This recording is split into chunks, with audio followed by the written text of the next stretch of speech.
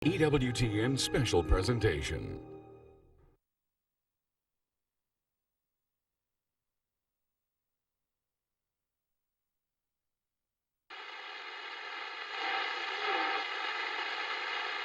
In the name of the people, the Supreme Court of the People's Republic of Croatia in Zagreb, a council composed of judges of the Supreme Court, chaired by Žarko Vimpulšek as President of the Council, on the 11th day of October, 1946, issues the following verdict.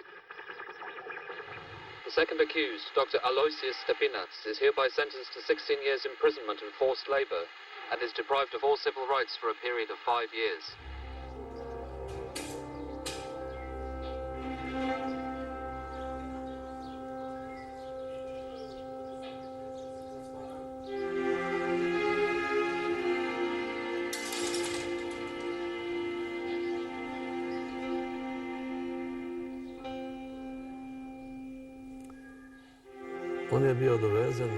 They brought him here on October the 19th, 1946. Many prison wardens recounted how prisoner Governor Stepinac went to see him in his cell on that day and asked, "What would you like for dinner?" Stepinac replied, "I'm here as a convict. I cannot have any wishes."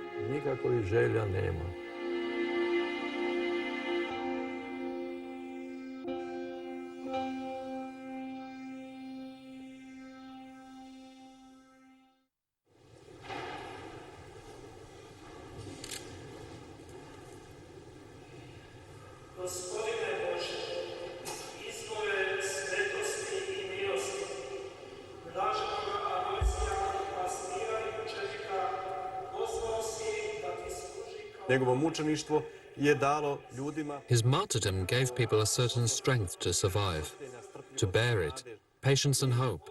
That hope always emanated from him. A Stepinac is what the Croatian people miss today. Somebody with a moral authority, somebody who all the people could trust.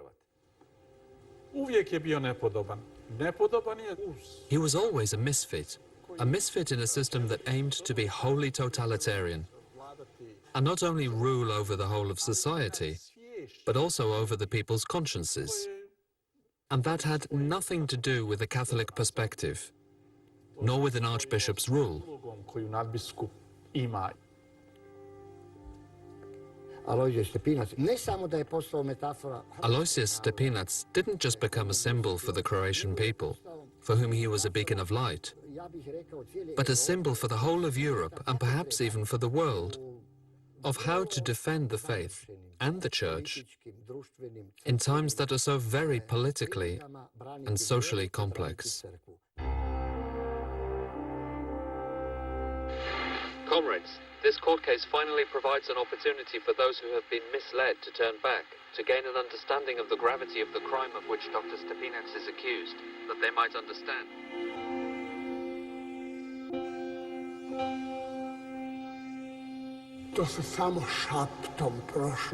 Stepinac has been imprisoned, was whispered about, and yet the trial against his whole group had already begun, including his secretary and Modesto Martincic, our provincial, 6 Franciscans in all. It was a big trial held in a gym. I listened to the trial over the radio. I cried. And I remember Stepinac's voice. I remember how aggressively Prosecutor Blažević and Judge Vimpulšek interrupted him.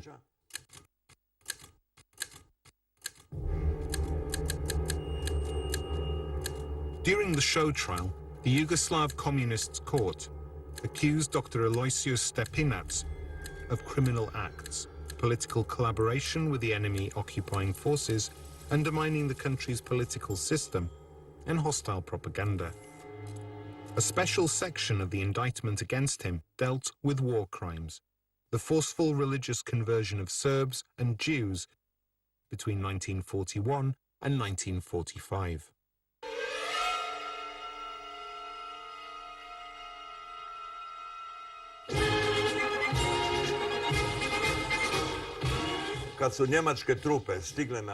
When the German troops first arrived in Jelačić Square, film documentaries show this. The crowd was elated, cried out, and threw flowers on the tanks. They wanted a Croatian state above all else. Iznad svega.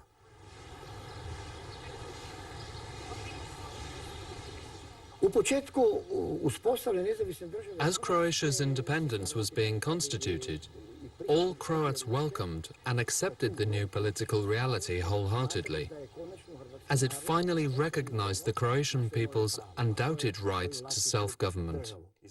Both Archbishop Stepinac and all the remaining bishops welcomed the founding of the new state with satisfaction. Ali, mnogi su se vrlo brzo razočarali. But many were bitterly disappointed when on May the 22nd, 1941, the government issued an order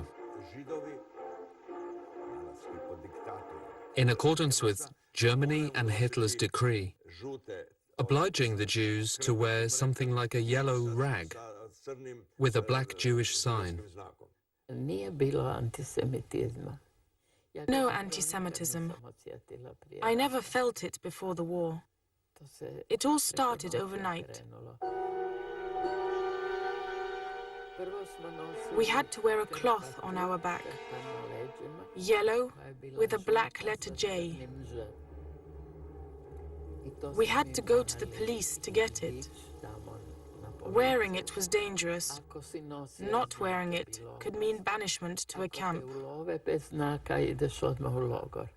That really incensed Stepinac, Archbishop at the time, and he immediately objected publicly. Neither concubines, nor adulterers, or even harlots are stigmatized with any visible mark. If, therefore, we do not ask this of people whose actions offend society, why do we ask this of people who bear no guilt, members of another race?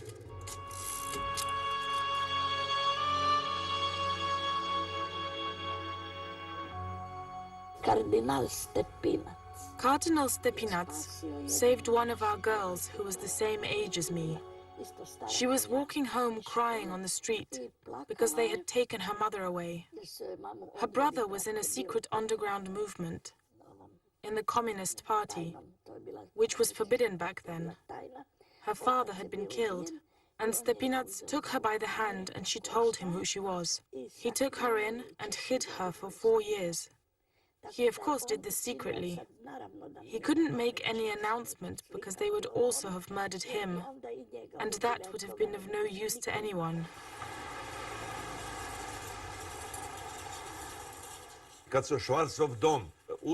When they occupied Schwarz's old people's home on Vlaška Street and turned it into the Air Force Ministry, Stepinac took all the Jews from that care home and moved them to Brezovica. Many survived. He managed to move some of them to the island of Rab, whilst others moved to other safe houses.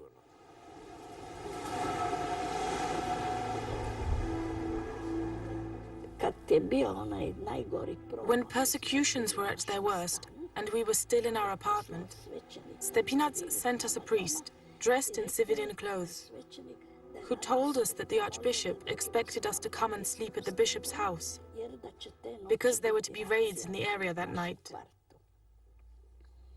Enough said, I think.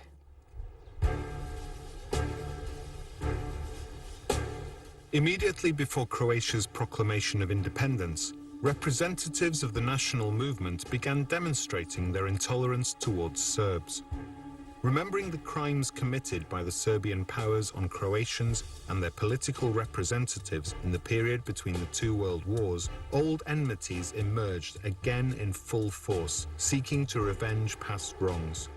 Upon hearing the news of crimes committed against the Serbs, the Archbishop of Zagreb reacted sharply in a letter to the Prime Minister, Ante Pavelic.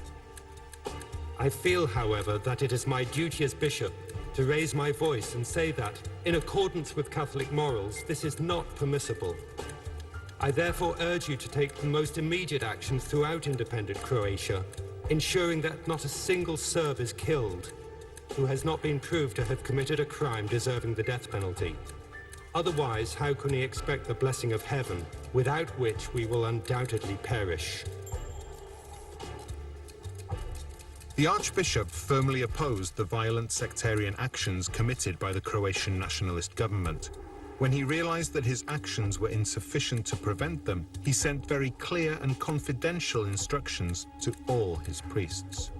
When people of the Jewish or Orthodox faiths come to you, when their lives are threatened, seeking to convert to the Catholic faith, accept them in order that their lives might be saved. Do not demand any special knowledge of the Catechism, because Orthodox believers are Christians, just like us, whilst Judaism is the root of our faith. When this time of madness and extremism has passed, those who converted out of conviction will remain, whilst those who converted out of fear will return to their own faiths. He clearly differentiated between the two. Firstly, that it is the right of every nation, including Croatia, to live freely in their own state. And secondly, that all citizens who live among Croats should have the same rights as Croatians. He was consistent in this like no one else, for which he consequently offered up his life.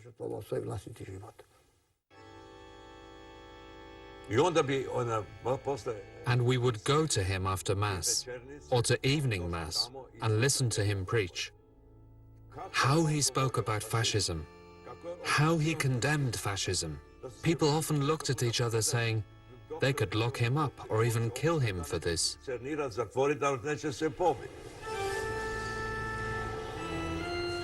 Every man, regardless of race or nationality, whether he has a European university education or whether he hunts for food in an African jungle, every single one is equal and carries the stamp of God, the Creator, within.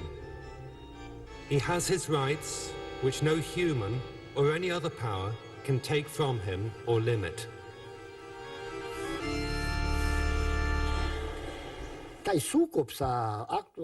His clash with the authorities became so serious that the nationalists thought he should be removed, that he should be silenced and prevented from spreading ideas which were not in line with the official policy of Croatia's independent state.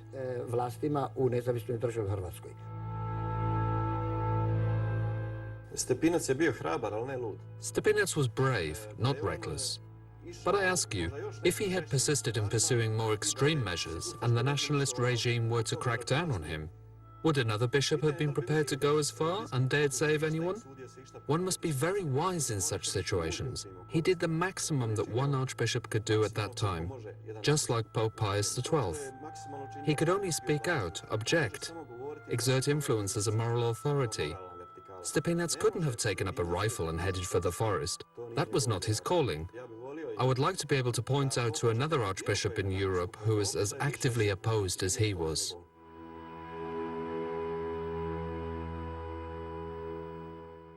On the other hand, this court case is a source of motivation for all those who disapproved of Stepinac, his work, and where he wanted to lead us, energetically endeavoring to get closer to his people, rather than prevent them from aligning themselves with foreign enemy plans to the detriment of our independent state.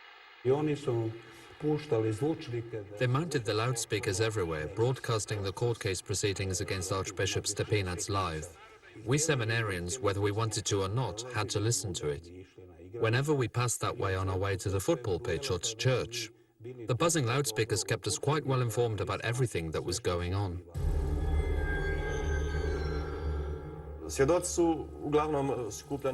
The witnesses were mainly selected according to their party credentials. Nobody could testify in Stepinac's defense. Some Serbs and Jews came out of hiding, and others turned up and wanted to testify in his favor, but none were allowed. The prosecution also pressured some priests who took part in this process, who succumbed to pressures and tortures and betrayed Stepinac, and so on. It was really a purely politically fixed trial. The Apostolic Nuncio, American Bishop Joseph Hurley, came to Zagreb and attended every court session. I svaki put kad bi Stepinca uvodili Every time Stepinac was led into the courtroom, I naklonio Stepincu. Time je htio dati do znanja da čovjek he would stand up and bow before Stepinac. He thus wanted to vouch for the man's integrity, demonstrate his complete innocence, as well as to show his deep respect for his conduct, past and present. koje je I kakve je imao u prošlosti.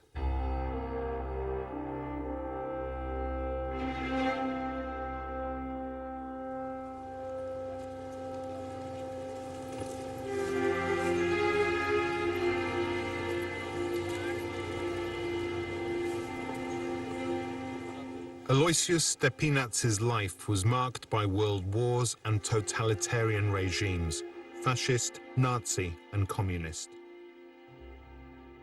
It was a time when great empires, Austro-Hungarian and Russian, disappeared from the political scene forever, while in Central Europe, whole groups of new states came to the fore.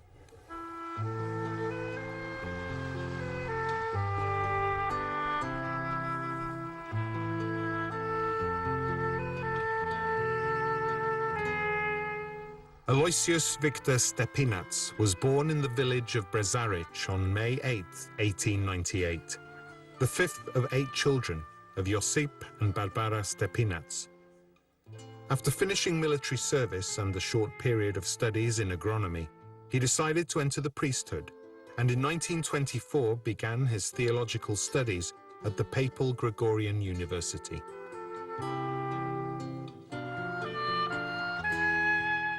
After celebrating his first Mass in Rome's Santa Maria Maggiore Basilica, he returned to Zagreb as Master of Ceremonies to Archbishop Bauer.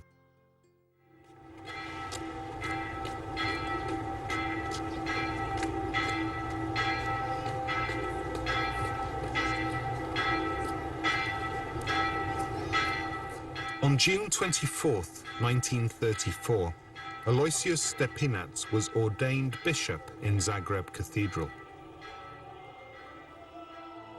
At that time, with just under 4 years of the priesthood behind him, 36-year-old Stepinac was the youngest bishop in the world. Archbishop Bauer died 3 years later, on December the 7th, 1937. Stepinac succeeded him as head of the Archdiocese of Zagreb on the same day.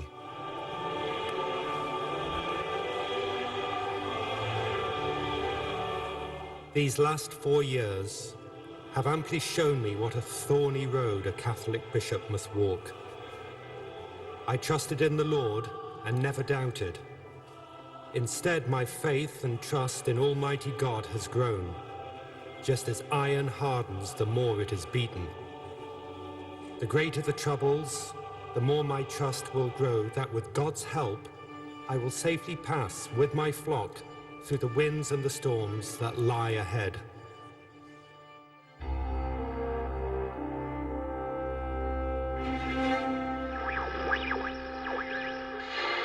For independence, brotherhood and union of the people of Yugoslavia in the fight for religious freedom and tolerance.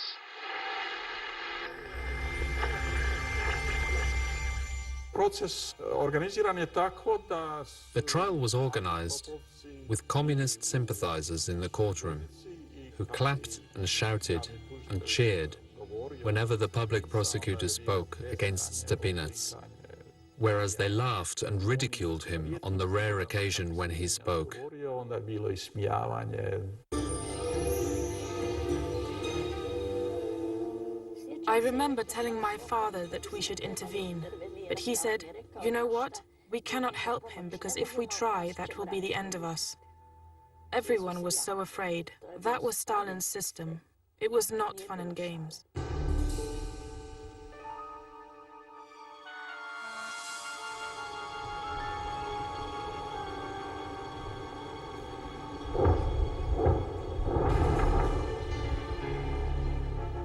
When we heard the cannons over the Moslavina hills near Zagreb in 1945, the last battle was being fought between the Croatian army and the partisans, after which the Croatian army withdrew. Stepinac came to us in the seminary and said, "You can see the situation for yourself. I cannot guarantee anyone's security. Nobody knows how things will turn out." The Croatian army had already retreated, and that week there was no police or army or anybody in Zagreb. When the partisans entered Zagreb on May the 8th, 1945, the situation was such that the nationalist government was effectively nearly collapsed, and there was nobody to take over power. Under the circumstances, the arrival of the partisans in Zagreb wasn't really awaited with as much joy as the communists like to pretend. They entered a practically empty Zagreb. People hid in their homes out of fear. That was the beginning of one of the most terrifying episodes in Croatia's history. Within a few months and without any kind of trial, the communists killed more than 100,000 imprisoned Croatian soldiers and civilians, whose bodies were later thrown into mass graves, pits and tank trenches in Slovenia and Croatia. They immediately took the priests out first. They all had their uniforms with red crosses that clearly identified them as priests. They picked them out of the rows with great satisfaction. Recent studies indicate that 644 members of the church hierarchy were killed. 510 priests. The authorities sought to destroy the Catholic Church.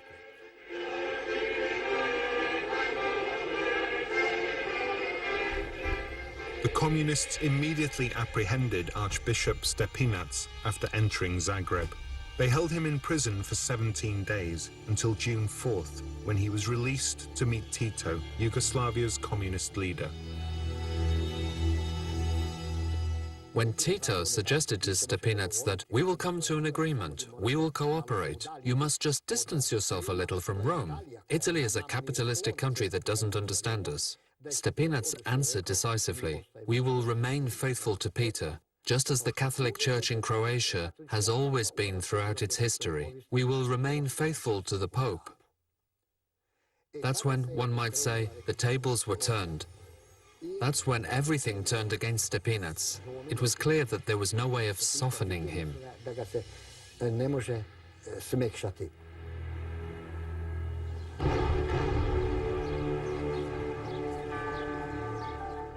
That's when church publishers were practically totally abolished.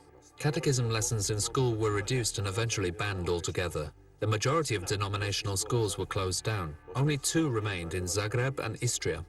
Almost all church property was seized. Many church institutes were closed down.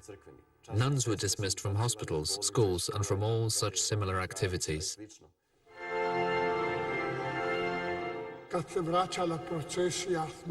When the procession returned from the pilgrimage to the shrine of Our Lady in Maria Bistrica, we waited at the cathedral to see who would preach. Stepinac led the first procession on foot, but was not allowed to go to the second one. When the bell rang in the sacristy, and Stepinac entered, we followed him with our eyes as he mounted the pulpit. And spontaneously, the whole cathedral would begin clapping.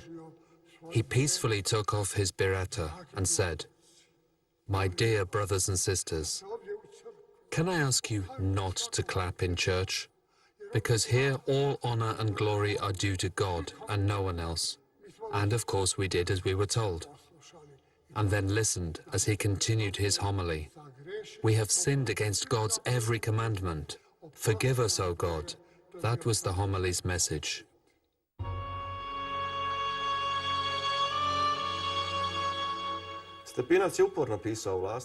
Stepinac constantly wrote to the authorities, not only him but the other bishops too. He never received any reply. Seeing as there was no means of communication, in September 1945, together with the other bishops, he decided to write an open pastoral letter. Under the new circumstances, he sought to clarify the communist government's relationship with the church, as well as with the whole nation. Back then, the authorities could not contemplate such a move.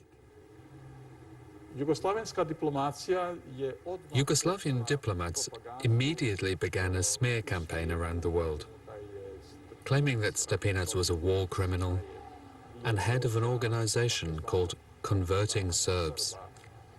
When the nuncio, American Bishop Joseph Hurley, came to Belgrade, the first thing that Tito demanded was Stepinac's removal from Zagreb.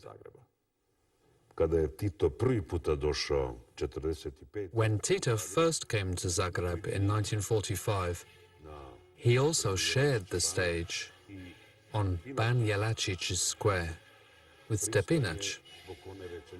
He was there because it is written in the Bible, all power comes from God.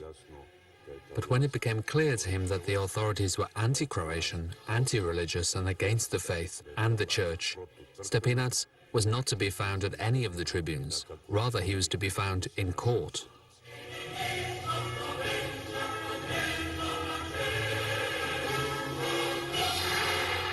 To understand the gravity of the threat from all these organizations and the crime that they might perpetrate on their people,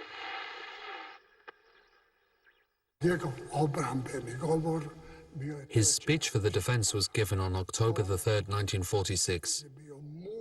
There was a complete silence. Everyone was following events, glued to the small radios of the time. We were maximum 30 in the seminary, all huddled together in total silence, poised to catch every word of his address. He began, "Your Honor, members of the judiciary, and all of you who are listening to this address, my conscience is at peace. I believe you are not judging me, Aloysius Stepinac, but the Archbishop of Zagreb, and that this trial in fact seeks to determine the fate of the Catholic Church." He then went on to speak extensively about all that had happened and concluded with the words, "I repeat, my conscience is clean. You can do what you want."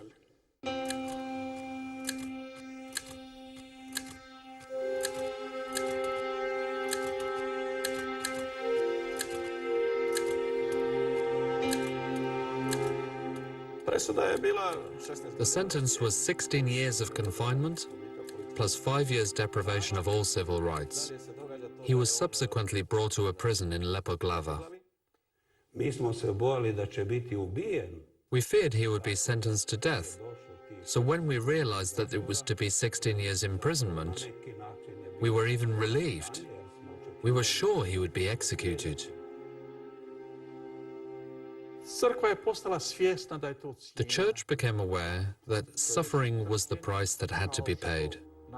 Just as Archbishop Stepinac suffered, so the church, as God's people, had to suffer with him, so that the evil that had arisen could be overcome.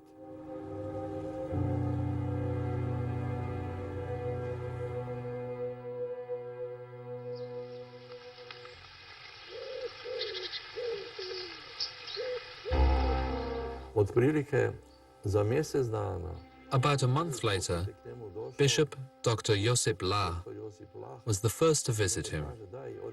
He said to me, "Help me carry those cases. We are going to visit the Archbishop in confinement." The guards allowed us in, and when we entered the inner courtyard, this is what we saw. About 30 to 40 meters from us, the Archbishop walking. He was walking quickly along a path laid out for him. We went into his room, unpacked, and laid all the things out on a table.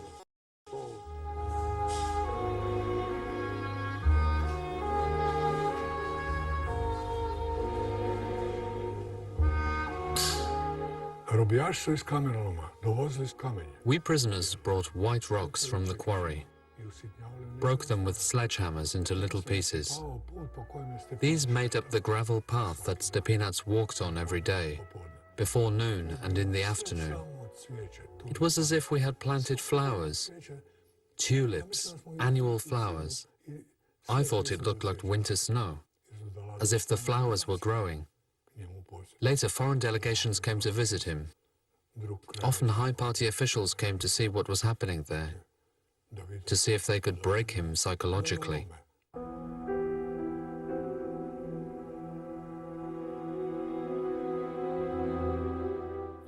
Nobody ever accompanied him on his walks in the yard. Everybody else would be in workshops or in their cells. He was like a ghost, alone. Even the priest who was assigned to him couldn't go there. We would watch him from an upstairs window.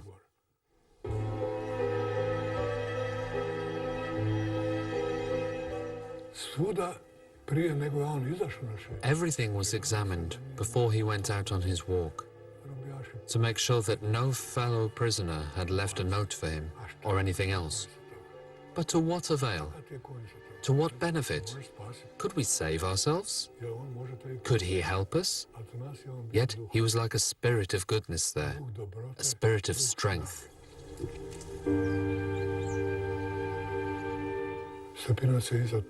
Stepinac was then moved to Krasić. I can honestly say that I was even happy to be imprisoned then with the other convicts, because there was peace. After he left Lepoglava, they told us, "Oh, you would like tables and plates. Is that it, losers? You can forget it." There was no more flowers planted, nothing.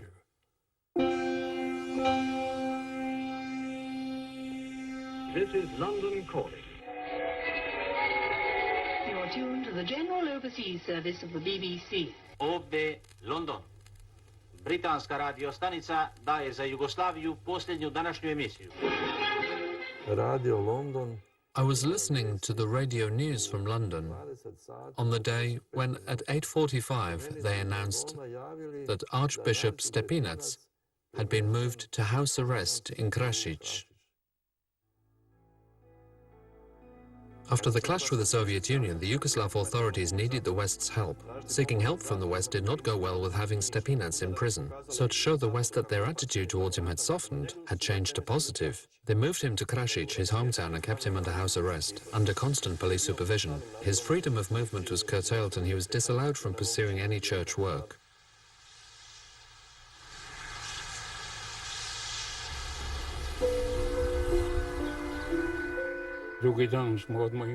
I went immediately to Krasić by taxi the next day. There was a police officer in the yard, one on the street and one in the church grounds. They stopped us all and asked us, "Where are you going?" "We're going on an excursion into the mountains. Be careful, don't hang around Krasić. That's where war criminal Stepinac is being held."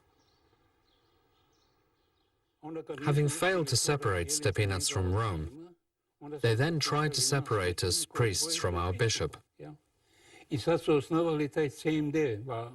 That was when they set up the Cyril and Methodius Society of Catholic Priests of the People's Republic of Croatia. We got a circular from the diocese with an instruction that read non licet, meaning that joining this society was not possible and therefore forbidden. Nije dopušteno iz dva temeljna razloga. It was disallowed for two basic reasons. Firstly, because the priest society was under the patronage of the communist state. Secondly, because it implied cutting yourself off from the church hierarchy. He feared that a separatist church would eventually develop. That would then separate from the church and thereby threaten the unity of the universal church. He didn't even want to hear about it. He said that anyone who joined was not just being disobedient, it was an apostasia fidei, an apostasy of the faith.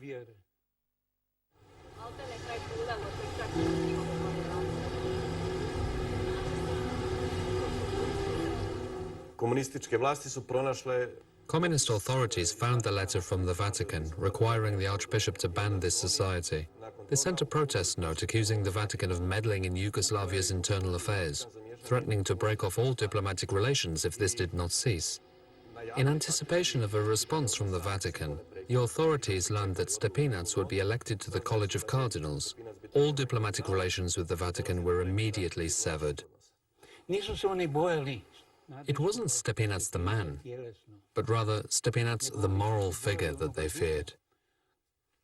When you sit near a radiator, the heat passes into you. When we sat near Stepinac, his spirit would pass into us. Everything that he held sacred also enthused us. What he disliked, we also disliked. They called us Stepinac's priests, and we were very happy when he called us so. We communicated that spirit to the people, and they honor him to this day. His letters from Krasic are well known. I would sometimes bring them to Zagreb illegally. They were letters of encouragement for many people. Many of those to whom he wrote also ended up in prison. His presence in our homeland was, however, very significant, in spite of his imprisonment in Leboglava and Krasic.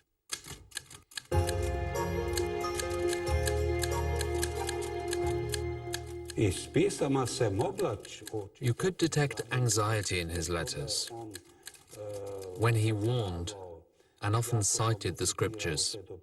But there was at the same time evidence of an explosion of great faith and of a conviction that God would have the last word.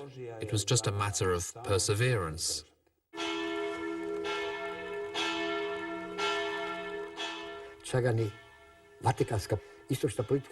Not even the Vatican's Eastern policy could tame him. The Vatican's Eastern policy wanted Stepinac to make concessions, even to leave Croatia and settle in Rome, where he would be well received and would live well. Stepinac most decisively rejected all such suggestions to leave Croatia. He was with his people. He suffered together with them. He gave them strength and courage and would remain with his people to the end. Archbishop Stepinac was not entirely abandoned by the Universal Church. Many clearly understood his non-negotiable stance towards the evil of communism and the necessity to publicly give a voice to those who suffered in silence. A Norbertine priest, Father Verenfried van Straten, founder of the charity Aid to the Church in Need, also understood this well and repeatedly provided material and spiritual support to those suffering under the yoke of the Soviet Union. For Archbishop Stepinac, the simple knowledge that he was not alone eased the burden of his cross. Perhaps his greatest joy, however, came from the simple love and devotion of the Croatian faithful, who saw in him a voice that spoke on behalf of those who could not speak for themselves.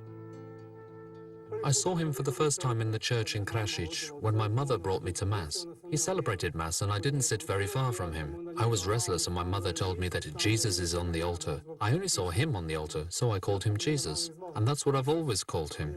He was always good-humored with a big smile on his face. I never saw him sad. I spent a lot of time with him. Of all the children in Krasic, I was with him the most. I was a little bit livelier, and I think he liked that. When I look back on it now, I think it was like a medicine for him and all his hardships.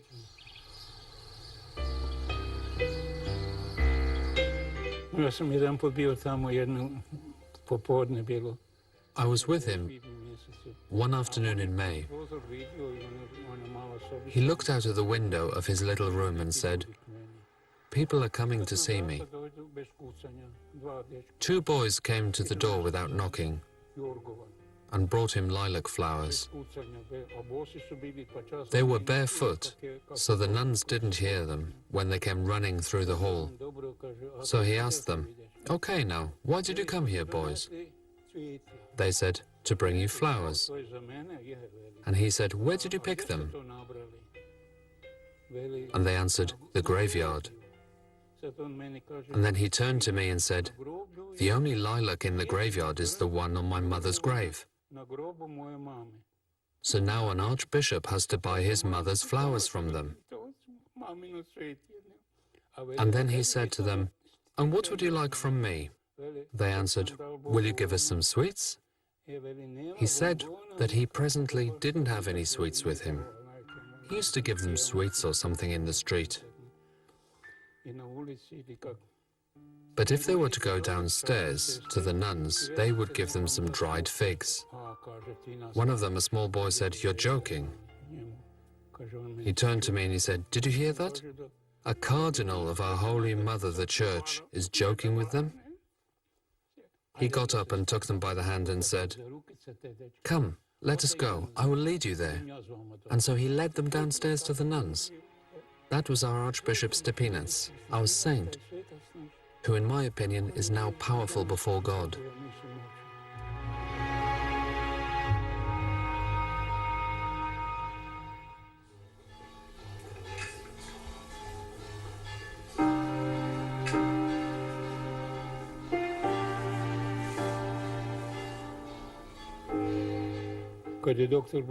When Dr. Bogicevic came to him on Christmas Day 1959, he said to him, "Oh, your heart beats like a clock."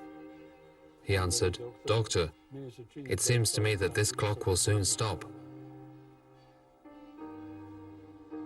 He died on February the 10th, 1960. He could feel it, though we never saw it in him.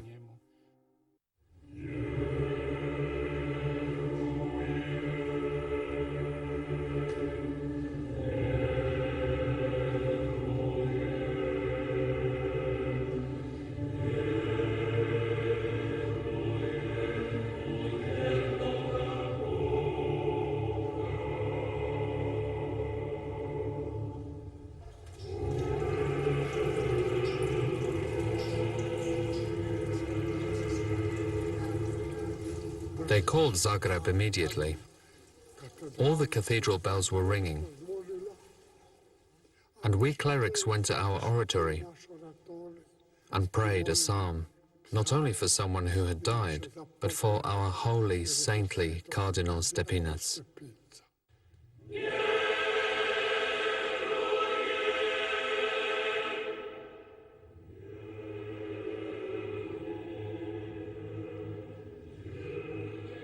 The funeral was supposed to be in Krasić.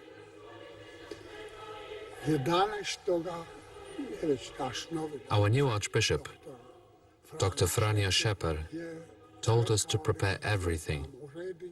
They even dug a place in front of the altar. Then, on the following day, a Friday, the Archbishop ruled that the funeral would, however, be in the cathedral. Who had taken that decision, I don't know. Most probably Tito.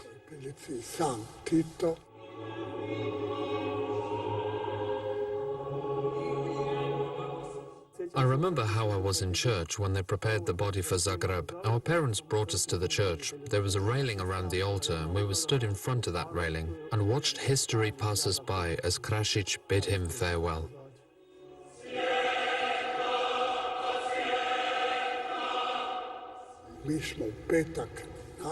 We awaited his arrival in the cathedral on Friday until 9 in the evening. The cathedral was full, and the cathedral front as well. He was brought in a state car. The Archbishop's secretary, Father Pišonić, came and they carried him into the cathedral, and the whole cathedral.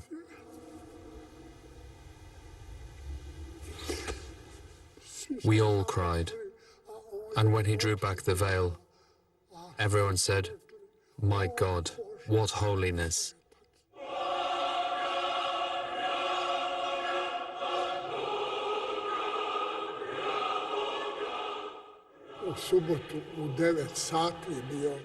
The solemn Requiem Mass and absolution took place on Saturday at 9 o'clock.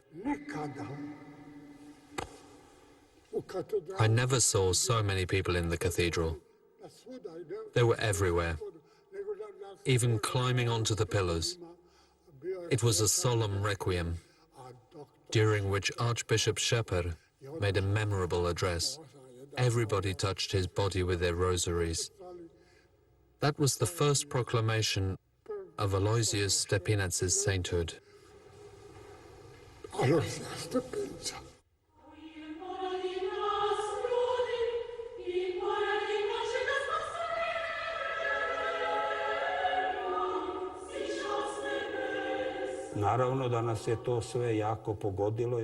Of course, it hit us all very hard, but we also all felt that there was something sinister.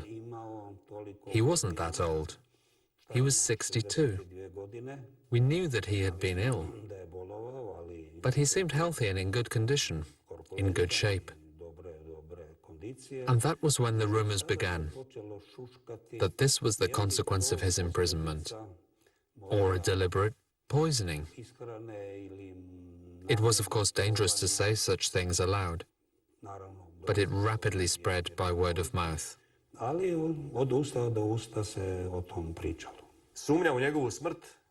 What provokes doubts in my mind is the fact that he died immediately before he was due to be released.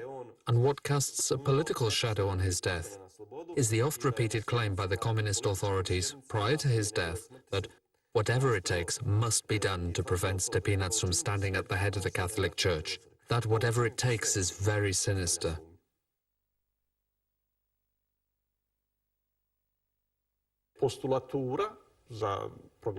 The commission overseeing Archbishop Stepinac's beatification process at the Holy See has investigated the matter and accepted that he had been poisoned, and on those grounds proclaimed him blessed and a martyr.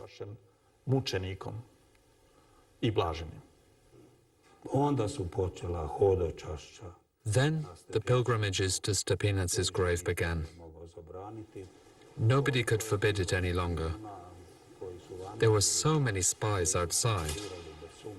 Of course, there were especially many in the first days, but it was unstoppable. When Stepinac died in 1960, the Communist Party and Tito adopted an attitude that everything bad that had happened had been Stepinac's fault. Now he is dead, we can begin the negotiations anew.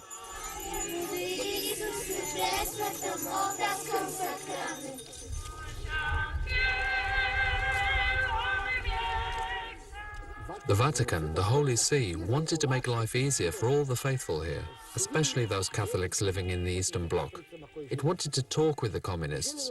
When the thorn relations came and things became a little easier, the effects did not reach us here. They continued to persecute the Church. They would claim to have a good relationship with the Vatican, except for all those bishops and priests who persevered on the same path as Stepinac, who were causing all the problems here.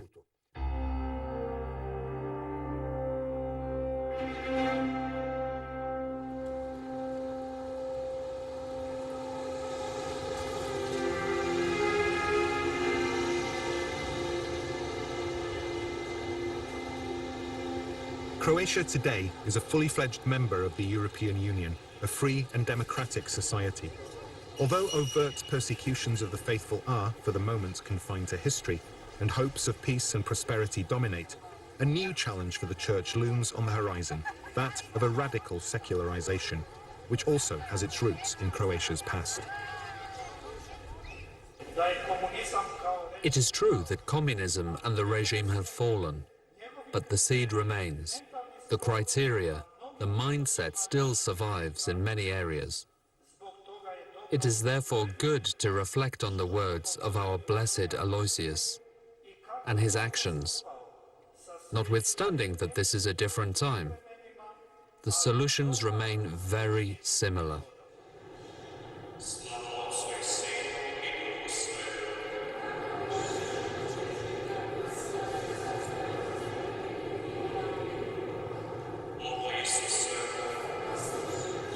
Today, Croatians as well as Catholics from all over the world make up a steady stream of pilgrims to blessed Stepinac's grave, bearing their prayers and hopes that the one that so staunchly defended them on earth will intercede for their intentions in heaven.